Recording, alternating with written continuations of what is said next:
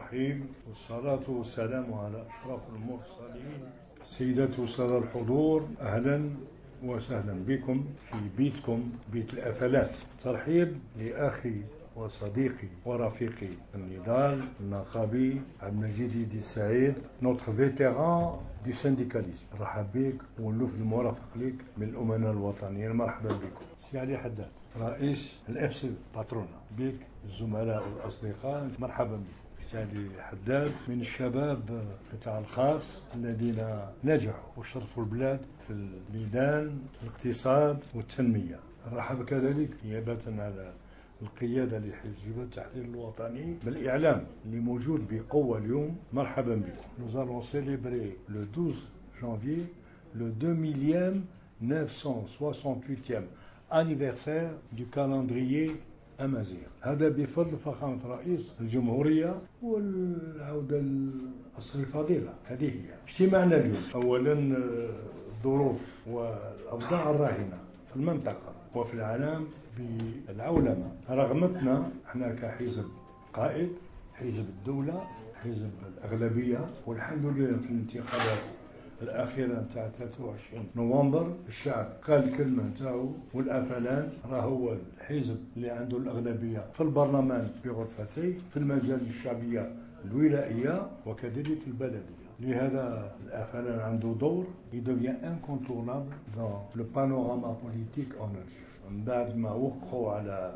الميثاق ما تسمى بي بي بي بارتناريا بيبليك بريفي، قال احنا عندنا رغبه كافلام كحزب قائد، حزب رائد، حزب الاغلبيه يكون في الصوره اللي يقدم الدعم نتاعو، لانه الحزب الوحيد اللي موجود في الولايات، في الدوائر، في البلديات، الافلام في ذاكره الشعب، والشعب رجلنا الجميل نتاعنا وعطانا الاغلبيه الصح. لهذا لازم نحاور ونكونوا احنا دعم ليكم. اولا انتم كمنتجين وانتم تدافعوا على حق العمال. يقول حق العمال، نتذكر مؤتمر لوجيديا تاع 65 ستاغوتو او سورس. الظروف واضحه كل وضوح. لهذا هذه الفرصه اللي جاتنا من بي بي او سمحت لنا الافلام باش يصنعوا الحدث.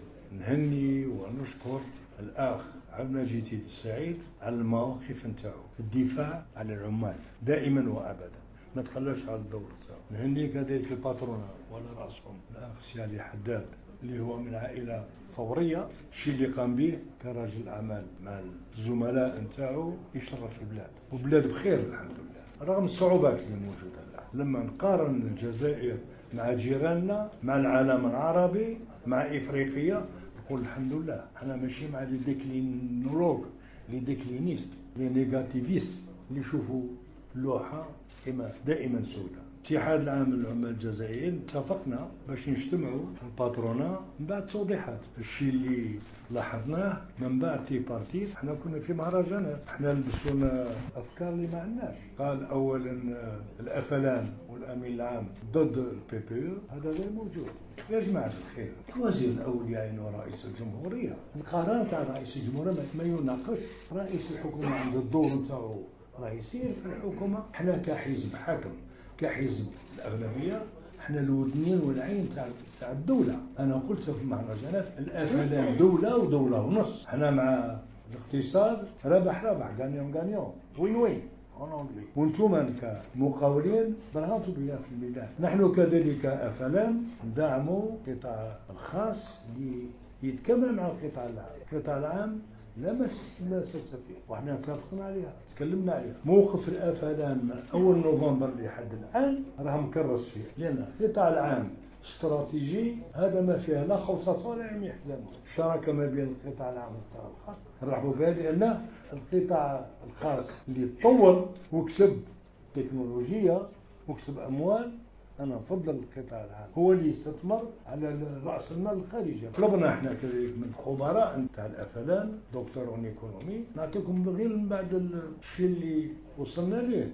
هذا البي بي بي مش جديد، بدا في هذه 25 سنة في انجلترا مع جون ميجور 1992. احنا ما اخترعش جبنا حاجة جديدة للجزائريين. سيت اون التيرناتيف à l'époque à la privatisation et n'a pour objectif de désengager l'État des secteurs dans lesquels cette formule est retenue. يدخل القطاع خاص بالاموال تاعو ما يسمى سافوار فير كنوهو باللغه الانجليزيه باش يدعم المؤسسات الصغيره والمتوسطه.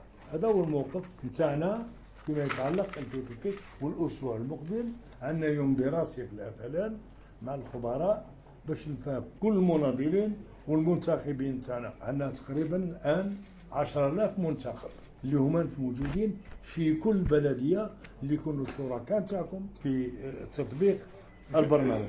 الجزائر عندها قدرات اكسبيريونس. هذه الدراسه تاع البنك العالمي وتاع الاف ام اي اكسبيريونس افيشي dans quelques secteurs stratégiques. Éligibilité d'un système bancaire qui a démontré sa capacité à accompagner le financement des grands projets d'infrastructures publiques. Objectif de politique publique clairement fixé par le programme présidentiel. يعني لما قيل من بعد الصحف غير صحيح. احنا اليوم جينا باش نوضحوا للرأي العام باللي فيه تكامل بمشاورة دائمة ما بين الحزب الحاكم حزب الأغلبية، ما بين اتحاد العام العمال الجزائريين اللي هو العمود الفقري نتاع العمال في الجزائر، والباترونا اللي برهن وطنيين دي ناسيونو. عندي ثقة فيهم قبل ما نمشي نستورد من الخارج. ميم لي بيرو ديتود نقدروا نستغناو عليهم كي نكون دي ديزان كيلك فوا دي سانتين دو مليون دو دولار و دورو.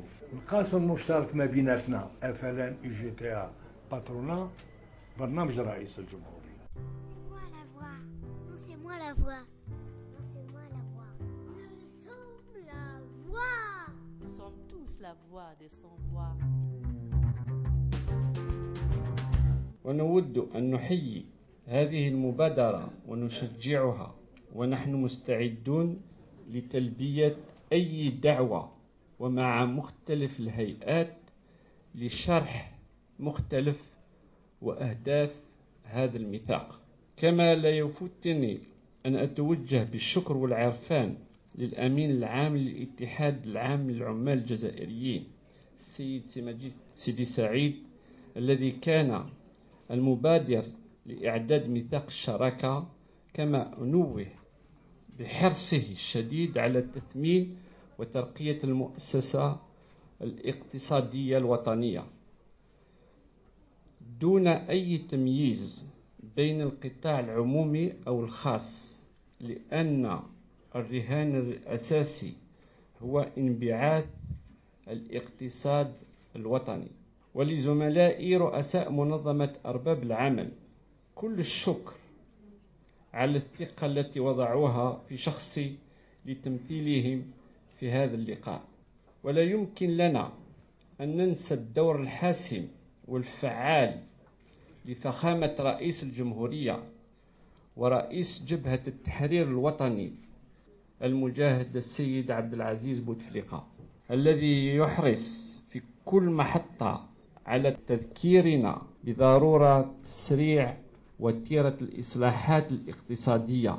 ولا يفوتني في هذا الصدد أن أستحضر خطاب فخامة رئيس الجمهورية الموجه للأمة بمناسبة إحياء ذكرى 63 لاندلاع ثورة أول نوفمبر 54، الذي شدد فيه على صيانة إرث شهدائنا الأبرار، خصوصا صيانة سيادتنا الكاملة وخياراتنا الاجتماعية من عدالة وتضامن، وبذل مجهودات أوفر لبلوغ نجاعة أو في الميدان الاقتصادي. وأكد رئيس الجمهورية على أن رهان التنمية لا يفوق إمكاناتنا الوطنية إذا ما اتفقنا جميعا على ما تطلبه المعركة التنموية من سبل ووسائل. السبل ووسائل هذه تتمثل في تغليب إيديولوجيا واحدة ووحيدة إلا وهي إيديولوجيا مصلحة الوطن ومواطنيه، حتى نثمن أكثر فأكثر إمكاناتنا الجمة الصناعية، منها والتقوية الفلاحية السياحية والمنجمية وغيرها. فالسبل والوسائل المطلوبة في اعتبار المؤسسة المنتجة عمومية أم خاصة أو بالشراكة أداة ثمينة لا غني عنها لخلق مناصب الشغل ومصدرا للمداخل، وعلى الخصوص مصدرا للثروة التي تستفيد منها المجموعة، وأداة يتعين تطويرها عن طريق الإنتاجية والتنافسية. لقاؤنا اليوم ليس ثلاثية جديدة أو موازية، بل هو مبادرة مسؤولة من أجل شرح المغزى الحقيقي ومحتوى ميثاق الشراكة بين القطاع العام والقطاع الخاص في الجزائر، الذي تم إبرامه تحت إشراف وحضور معالي الوزير الأول السيد أحمد ويحيى ممثلا للسلطات العليا في البلاد، والسيد سيدي سعيد ممثلا للعمال وممثل أرباب العمل. نريد من خلال هذه المناسبة أن نؤكد مجددا للمؤسسات المنتخبة، المجتمع المدني، وكل الفاعلين في الساحة الوطنية أننا ننشط في إطار مؤسساتي وفي ظل الاحترام التام لقوانين الجمهورية وبروح الحوار والمسؤولية، لأن هدفنا الأسمى هو خدمة وتطوير المؤسسة الاقتصادية الوطنية. نلتقي اليوم لإزالة كل التأويلات التي أعقبت التوقيع على ميثاق الشراكة بين القطاع العام والخاص. أود أن أذكر الجميع من هذا المنبر أننا اخترنا نهجا للعمل سيبقى ثابتا ويقوم على مبادئ الحوار، التشاور والشراكة مع السلطات العمومية والاتحاد العام للعمال الجزائريين في كل القضايا الاقتصادية التي تهم الجزائر، ونحرص دائما على اتخاذ القرارات الاستراتيجية في إطار الإجماع والتوافق الوطني بين جميع الأطراف الفاعلة. نرفض رفضا قاطعا الاتهامات غير مسؤولة التي يسوقها البعض ضد أرباب العمل بإصدار أحكام مسبقة حول نوايانا بوضع خطوط حمراء لا يجب تجاوزها، خصوصا عندما يتعلق الأمر بمستقبل القطاع العمومي. لن نسمح لأي طرف أن يقدم لنا دروسا في الوطنية الاقتصادية، لأننا الأكثر دراية بواقع مؤسساتنا واقتصادنا والتحديات التي تنتظرنا. نحن نعمل يوميا في الميدان، ونحن أدرى بالصعوبات التي تواجهها المؤسسة الاقتصادية الوطنية، ونرفض تلك الخطوط الحمراء التي يريد البعض وضعها في اجتماعات الصالونات. نحن رؤساء المؤسسات نعرف جيدا الخطوط الحمراء. مباشرة الكلمة للأخ والصديق والرفيق سيدي سعيد عبد المجيد. تفضل. شكرا رفيق وصديق أمين العام حزب الطليعي حزب الوزارة التحرير الوطني. بعد بسم الله وأنا أخوتي السلام عليكم. لي الشرف أن باسم الأمانة الوطنية نحضر في الاجتماع هذا مع الأخ سي جمال ولد عباس ورفيقنا وصديقنا وأمين العام لحزب الطليعي جبهة التحرير الوطني. نتكلموا بكل صراحة وبدون نفاق. أولا باسم 1,700,000 منخرطين في الاتحاد العام العمال الجزائريين، une rencontre de convivialité à laquelle en tant que partenaire socio-économique avons toujours appelé en disant que سنة الحياة أو نبيلة النشاط والحب البلاد c'est d'élargir l'éventail du consensus. Je l'appelle convivialité, rencontre de convivialité entre Algériens et Algériens. Pour que ce consensus que nous avons mis sur le chemin doucement mais sûrement, et qui a été porté par son Excellence le Président de la République, s'élargit à des espaces. Et s'élargit en premier lieu à cet espace historique et présent qui s'appelle le FLN. Donc pour nous, c'est une fierté, une marque d'amitié de venir ensemble en tant que partenaire de la tripartite, de venir rencontrer cet espace composé que de personnalités amoureuses de notre pays. La charte que nous avons ratifiée a été portée et initiée par un dénominateur commun. C'est le programme du président de la République et le Hub Jazair. Sachez que les signataires ou ceux qui ont ratifié cette charte, en présence du secrétaire général du FLN, ne sont ni bradeurs ni prédateurs. Donc les choses sont claires. Parce qu'il y a eu beaucoup d'interprétations, de supputations et même de virtualité pour un avenir immédiat. Alors quand une bonne chose se fait, ندير لها تشرور كما يقولوا بالقبائليه. ما تجيناش هنايا باش نكونوا من الناس اللي رايحين يشتموا الحكومه. Bien au contraire, on vient renforcer les institutions de l'État parce que c'est un consensus entre les représentants des employeurs, les représentants des travailleurs et la composante de l'espace politique. Et en premier lieu, sa première composante, le FLN. Donc, allez شوفوا فيها عيب ولا فيها تناقضات. Un pays qui ne transcende pas, il y a des économistes ici, sur un ensemble de blocage de l'épanouissement de son pays, il est voué à l'échec. C'est parce que la conjoncture internationale, régionale et même nationale ne doit pas nous laisser dans la léthargie. Est-ce qu'il faut réfléchir vers une autre dynamique économique, sachant pertinemment le secteur public, s'il continue comme ça, je ne veux pas et je ne le souhaite pas au nom de la direction nationale d'assister à une mort programmée du secteur public. Nous avons vécu une époque, dans une période les plus cruciales, la décennie noire, où l'activité économique nous a poussé avec les conditions draconiennes du FMI à fermer plus de 2000 entreprises et à licencier malgré nous, cas 400 000 travailleurs. 450. Là, 400 000 habitants. Alors, on a les chiffres. 400 000 salariés, multipliés par 5.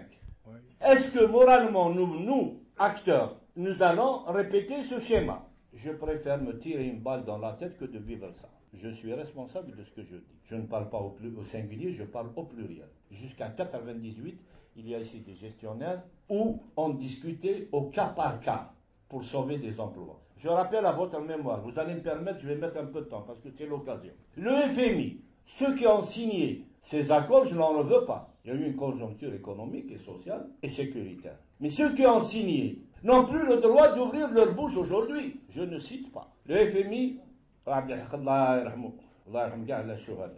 avait posé 3 conditions pour bénéficier à peu près d'une enveloppe à cette époque de 600 millions de dollars. Regardez 600 millions de dollars en 92, 93, qu'est-ce que c'est? Mais à cette époque, c'était une fortune. Avec le gouvernement de cette époque en tripartite. Première condition, nous devions licencier 1 million de salariés de la fonction publique. Et je vais vous donner après comment on a contourné. Deuxième condition, baisser toutes les retraites. Troisième condition, bloquer les augmentations salariales. On se regardait, gouvernement, patronat, et nous, avec des yeux pleins de pleurs sans que les pleurs coulent. Quelle est la solution? Je le dis avec beaucoup de plaisir et beaucoup de fierté. C'est l'UGTN qui a proposé ces 3 solutions. Pour contourner le licenciement des salariés, nous avons proposé la création de la Caisse nationale d'assurance chômage. Deuxième solution, pour faire face à l'augmentation salariale, nous avons proposé le 87 bis. Oui. Et qui, 20 ans après, a été levé par le président de la République. Troisième, la diminution des retraites. Nous avons constitué un fonds de réserve. On a échappé aux conditions du FMI. Je peux vous le dire, nous sommes la seule expérience à ne pas accepter le dictat. L'évolution a fait qu'aujourd'hui, la charte n'est pas le fruit d'un hasard, ni encore moins d'un appétit du patronat ou d'une vision de délestage du gouvernement, ou d'un bradage du GTA, mais une conviction basée sur des étapes. La charte n'aurait pas vu le jour si le président de la République n'avait pas pris la décision de rembourser la dette. Si la dette était toujours en activité, on ne parlerait même pas de ça. Deuxièmement, la charte est venue du renflouement, il y a des ministres ici, ou de la réactivation des entreprises publiques par un financement direct, qui a coûté à peu près 80 milliards de dollars. 6 ans, 7 ans après, la situation des entreprises publiques se retrouve, je ne dis pas au rouge, il n'y a pas de ligne rouge pour nous, mais elles sont dans une situation flottante. Si la crise nous a frappés de plein fouet, le refinancement de ces entreprises se trouverait hypothéqué. Faut-il le réinjecter dans le secteur économique public ou faut-il le réinjecter vers l'investissement et vers les actions régaliennes de l'État algérien? On a fait le choix de dire, en discussion informelle depuis 1 année et demie, 2 ans, nous allons aller vers une innovation d'une démarche économique. Et l'innovation d'une démarche économique est un acte de souveraineté. Cette charte qu'on vient de ratifier est un acte de souveraineté parce que si on n'avait pas fait ça, on serait toujours dans des situations difficilement gérables. Nous avons assumé cette responsabilité et nous l'avons tirée du programme du président qui a parlé de renouvellement de l'activité économique. Et quand on a discuté entre nous, il n'y avait entre nous aucune arrière-pensée, ni de l'usine ou ni de l'usine.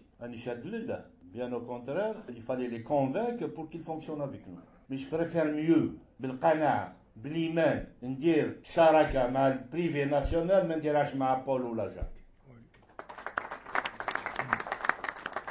Donc tous ces ingrédients nous ont mis dans une situation positive.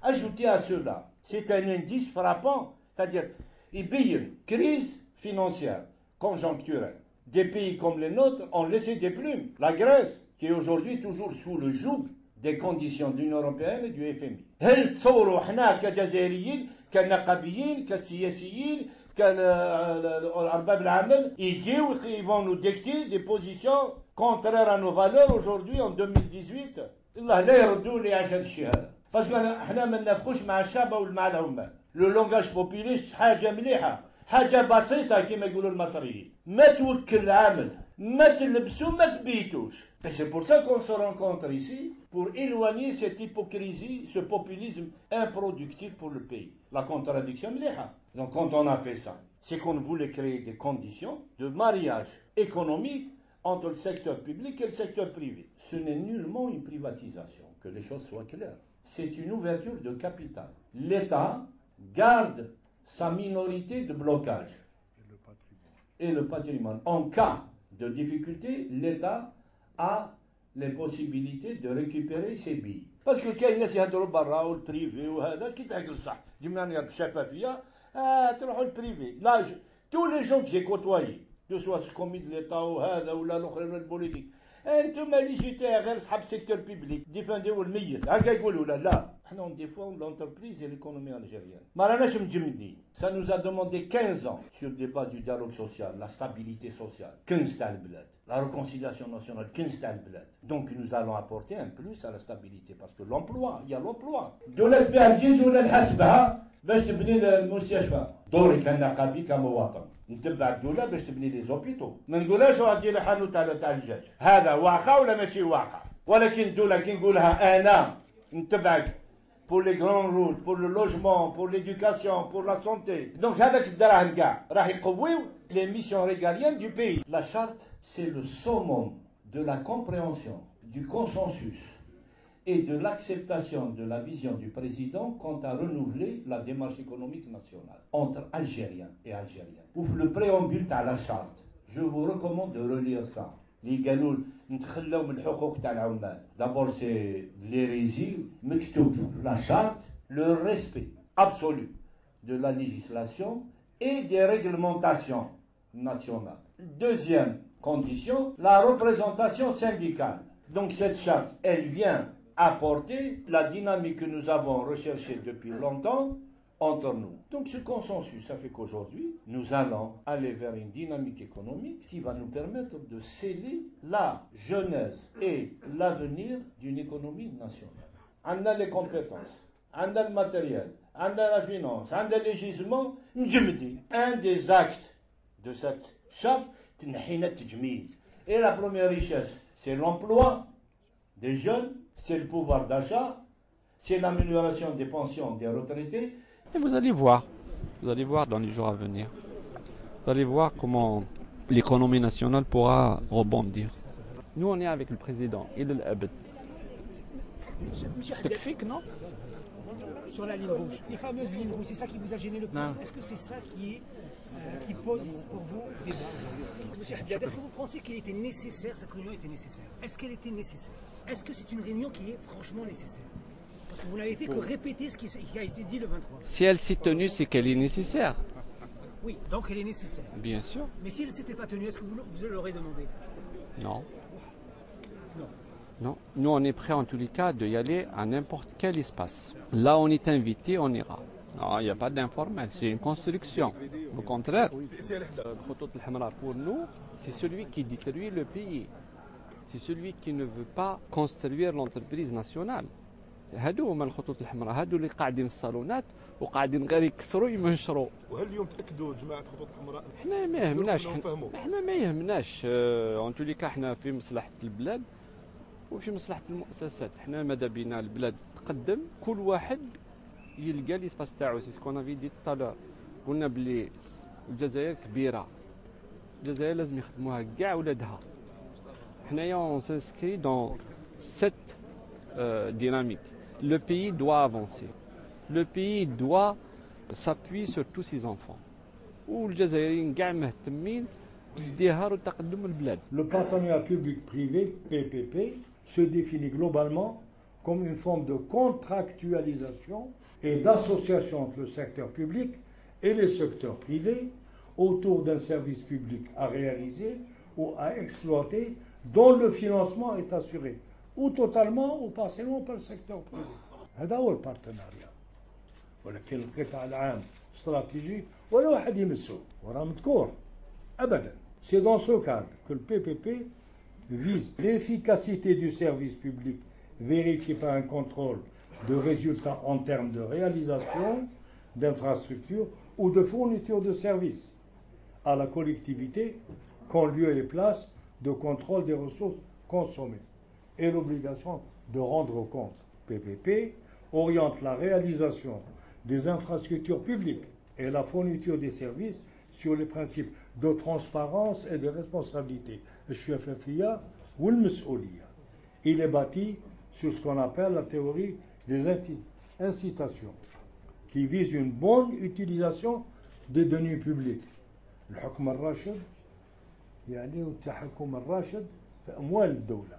Les deniers publics, par les institutions et les administrations de l'État.